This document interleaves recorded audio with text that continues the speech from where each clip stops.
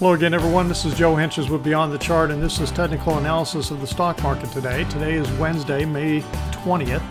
We're going to take a look at the market action of the last 2 days, and then we're going to take a look at 5 stocks tonight. We're going to take a look at the airline stocks, which really got hit hard. American Airlines, Delta, Southwest, United Continental, and then we're going to take a look at Salesforce.com, which reported after the market closed today.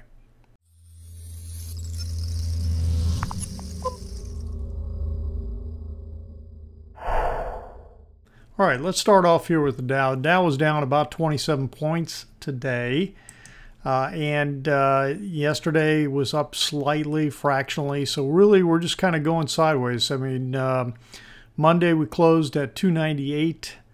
Today we closed at 285. So we're down about 13 for the last 2 days.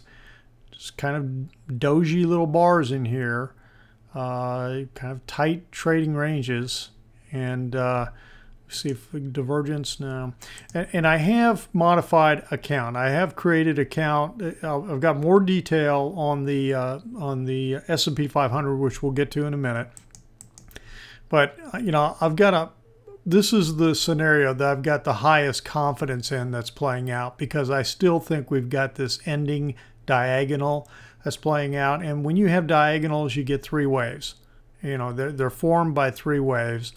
And so I think that's what's happening. We're going to take a look at the S&P 500, and this is a little more detail in it, but I think this is what's going on.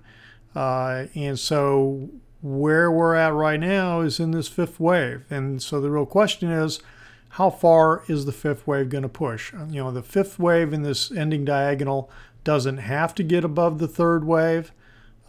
It actually is right now, slightly. So in my opinion, this literally could end at any time, or it could push right to the top of the diagonal in here, and who knows, it could even push slightly above it. But I do think we're in the 5th minor wave of the 5th intermediate wave, the 5 waves up from March 2009. So we're getting this compressed trading 3 out of the last 4 days, fairly tight.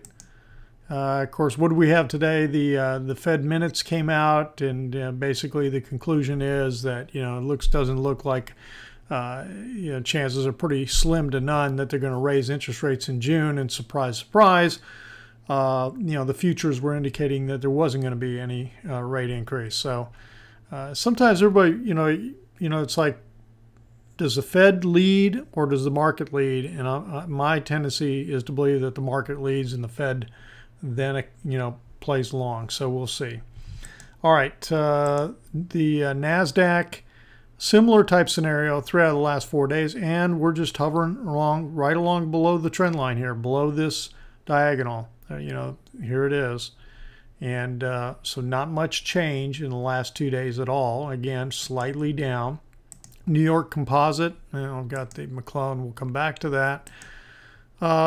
Similar type thing, just sideways action right here at the top. Now, again, we get, you know, this is less clear in terms of the way the picture looks, but it's still a similar type picture.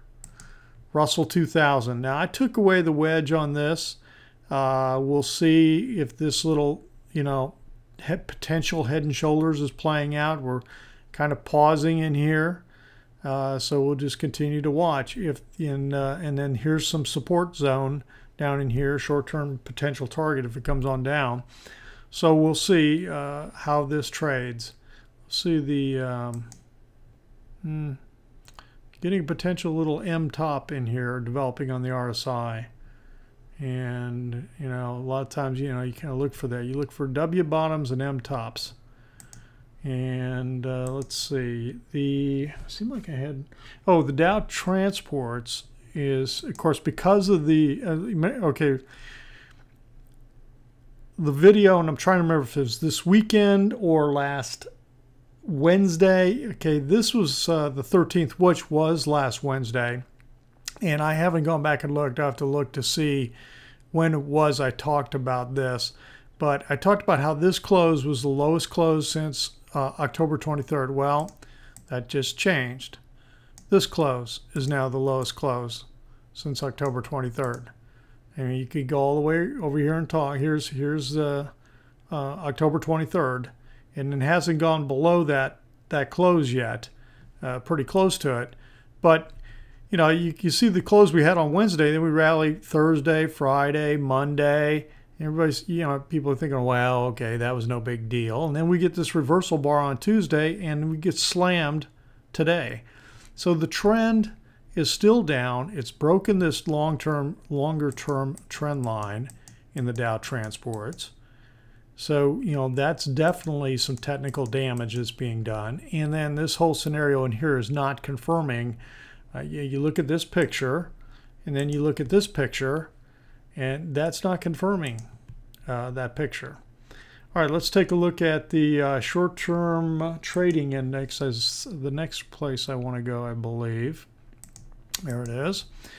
All right, so we're again just kind of going sideways. 1.08 today, and the 10-day is at 1.04. So no new reading there. The VIX, again, not a whole lot new to tell you here. I mean, it gets kind of pushing sideways, kind of like with what the market's doing. But again, this is pretty low. Pretty low. You know, you're down in this. Have we been lower? Yes, we've had some segments last summer where we fluctuated lower, but we're still pretty low. I mean, all you got to do is zoom out to know that where we are is at the bottom range of where the the VIX is. Okay, high-low. All right, so again, the high-low is not doing is not doing much of anything. 81 more new highs than new lows. I mean, it's staying positive. It hasn't gone negative. But the market has pushed up. So if you look at, here's the market move here. Actually, since the 6th, pretty nice little move here since May 6th. And what's the high-low done since? Where's May 6th? Right here. Okay, so it's pushed up, but it has not pushed to any kind of new highs by any means. It's not even close to getting back up to these kind of peaks. So that's looking a little weak in my opinion. And then let's see. Oh, I know where I want to go. So I want to go back to the New York Composite because that's where the McClellan Oscillator is. And it is also just slightly above neutral in here with the action today. So we got oversold, quickly came back up here to slightly positive, and now we're right in here close to the zero line. So kind of hard for me to get a reading other than the fact that, again, it's not pushing up super high with the move. I think that's it for tonight on the indicators. Yep, let's go take a look at American Airlines. American Airlines Group. Now, I've been following United and Delta, but I am going to add all these in here. So here's what I think is going on with American Airlines. This looks like a double top, okay? Now, this is the first time I've taken a look at this, and so I'm going to start following it because I like the volume. The 50-day moving average of volume is 14.7 million, and the average true range is 1.7. So that's nice. So this is a nice stock, and so when I see this looks like a double top to me. Okay, you got this here, and you got this here, and now we've broken below this valley in between right here, just smashed down through, and so. Right now, my expected move, I've got this target line down here at 38. That's where I would expect this to go. The next one is Delta Airlines. Now, Delta kind of messed with me. I thought it was breaking down, got into puts. I think it was this day, got stopped out. And, what I should have done is because there was negative divergence in here, you see how there was not confirming this move? I should have gotten back in when this, when it closed below the 10 right here. I should have gone in and bought puts early today. Actually, there would have been an entry point here based on my setup, and I missed it. And so, because we had divergence across the board in here, and so this is coming back down now. Now it's right to this trend line, which is kind of interesting. Let me see where this trend line's going. That's part of a channel. Okay. So it's a part of the channel. I do think we've gotten 5 waves up. So we are now starting to correct, and if that's the case, I'm expecting us to break down out of that channel and probably challenge the fourth wave low. That would be what I would be looking for and expecting. So we'll see if that's how we play out here, and what kind of action we get, follow through we get on Delta. All right, then the next one's Southwest. So from what I read, and I'll tag an article in my post today, from what I read, everybody was saying the reason the airlines sold off today is because Southwest upped their growth targets by a percentage point, and so everybody went, whoa, you know, we're not playing nice anymore. We are all, you know, we're getting low fuel costs, everything's expanding, we're getting a lot of nice profits, and now one of us is going to get aggressive, and it happened to be Southwest, and so everybody sold. So that's the press storyline. We'll see, you know, and of course, the press has always got to have a storyline to justify the moves. Now, here's what I'm seeing in Southwest. You know, big breakdown. I'm not quite sure. Again, I have not been following Southwest, but I am going to add it because this also has nice volume. 8.5 million 50-day moving average, 1.3 on the average true range. So that's nice. I like to see at least 1, you know, slightly over 1 for the movement. So what I've got the dotted line down in here is when I looked in here, I mean, here were potential support zones. I would have guessed a potential support zone about 38.5 to slightly less than 38. We kind of broke through that, but you know, it's right at the 233-day moving average. So people can look at and say, well, you know, we use the 200, you know, why are you using 233? Well, guess what? Pause right at the 233. It's a Fibonacci number, and it works just as well as anything. And look, here's the 55. And where's the resistance coming in, you know, when it's coming up back to the 55. So and support the 55. So it's 6-1, half dozen the other. You know, people like to use 50, you know, 50 and 2, you know, 20, 50, 200. I'm using 21, 55, 233. And so it breaks through this support area here. Here's the next potential support zone that I'm seeing in the 35 to 1/2 to 35.75. We'll see what, you know, what kind of support we get in there. Assuming it gets that low. And then the next one is United Continental, and had a nice trade on this with puts, and I can't remember if it was in here or back in here. But again, this is one I should have gotten back in on. Naturally, you know, 20/20 hindsight, Monday morning quarterback, and especially when you get a move like this. Now, I had a target. Okay, this is not something I labeled tonight. If you were to go back and look at my past videos, well, last time I talked about United Continental, you would have seen this scenario, because when I opened this up today, this is what I had laid out. Now here is where the Head and Shoulders target was based on this Head and Shoulders top, and it went almost exactly to that. Okay, now I did adjust this slightly because I went back and tested it just to see, you know, the accuracy of the distance here and where we've got, and this is where it is, and it went almost, you know, went right to it, slightly beyond it. But this is so the Head and Shoulders move has been achieved. That doesn't mean it has to stop. Now in this case, it broke below the 233-day moving average, and let me see if I could see whether there might be another. I mean, this is less clear. I mean, you just got one pivot in here. It's not really supported or tested by, you know, more than once, so it's kind of hard to tell where this is going to get support in.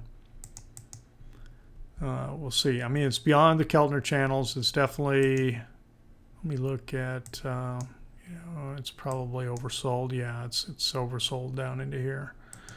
Okay, so that's the 4 airline stocks, and then I want to take a look at Salesforce.com. This looked really, really interesting. Here's another one I was not following. I just happened to see the earnings were coming out tonight, so I thought I'd take a look at the stock, and I'm going to throw this into my portfolio to start watching on a regular basis. Because again, the 50-day moving average of volume is 5 million shares. That's nice. That's active. That means the options should be fairly liquid on a stock like this. it's frustrating when you have a setup and you want to go make a trade and then you find out that the options are not very liquid at all. And the average true range on this stock is 2.1. And these are 10-day average true ranges that I measure.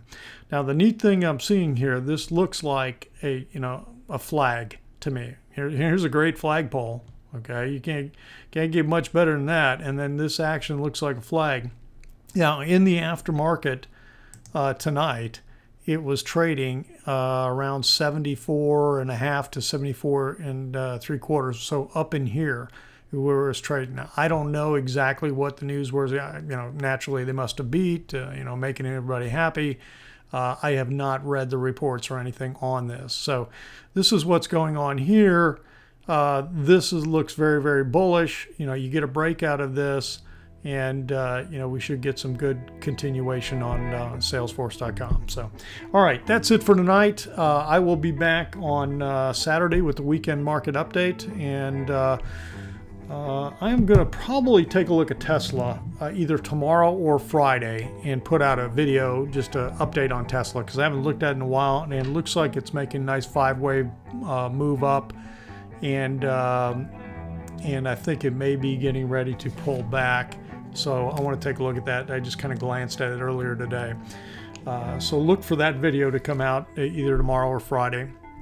And that's going to be it for tonight. So if you're not on the website, head on over to my website, joehenches.net, or you can reach it at beyondthechart.com. I should actually put that up there, beyondthechart.com. But this is the faster, more direct way to get to it, joehenches.net, because this is a redirect to it. So anyway, if you're not watching it there, head on over to that website and look at the posts I've got out there for you, and free PDF if you subscribe to get access to the Trade Ideas page and to get notification when you got a new post coming out.